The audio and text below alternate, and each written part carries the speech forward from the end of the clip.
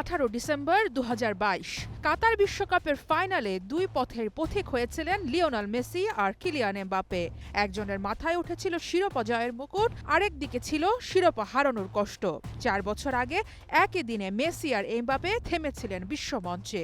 17 June 2026-এ এসে এই দুই সুপারস্টারই আবার শুরু করছেন নিজেদের বিশ্বকাপ মিশন। এবারে মেসির শিরোপা রক্ষার মিশন আর এমবাপ্পের শিরোপা পুনরুদ্ধারের। বিশ্ব চ্যাম্পিয়নরা মাঠে না নামলে কি বিশ্বকাপ শুরু হয়? সেই হিসাবে 2026 বিশ্বকাপটা শুরু হচ্ছে আজ। মাঠে নামছে আর্জেন্টিনা, মাঠে নামছেন লিওনেল মেসি। ডিফেন্ডিং চ্যাম্পিয়নদের প্রতিপক্ষ আলজেরিয়া। বিশ্ব চ্যাম্পিয়ন তকমাটা গা থেকে ঝেড়ে দিয়েই নতুন মিশনে নামছে আলবিসেলিস্তেরা। কাতার বিশ্বকাপে প্রথম ম্যাচে হোঁচট খাওয়ার অভিজ্ঞতা থেকে সতর্ক কোচ লিওনেল স্কালোনি।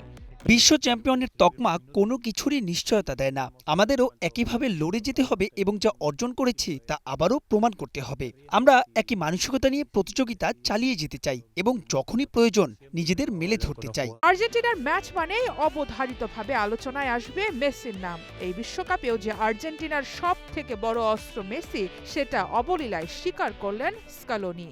মেসি সবসময় আমাদের পাশে থেকেছে এবং সে আমাদের জন্য অপরিহার্য ছিল। এখন সে আরো বেশি গুরুত্বপূর্ণ হয়ে উঠবে এবং তাকে দুর্দান্ত ছন্দে দেখাচ্ছে।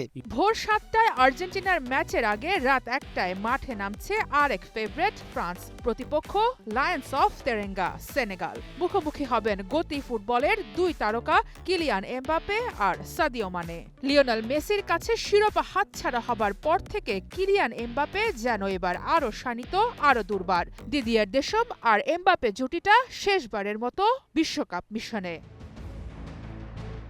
অ্যাটাকে এমবাপ্পে, অলিসে উসমান দেমবেলে, ডিফেন্সে উইলিয়াম সালিবা, কুন্দে আর ডাগআউটে দিদিয়ার দেশম। এবারের ফ্রান্স যে আনস্টপেবল হবে সেটা সুনিশ্চিত। সার মাহবুব, স্টার প্লে।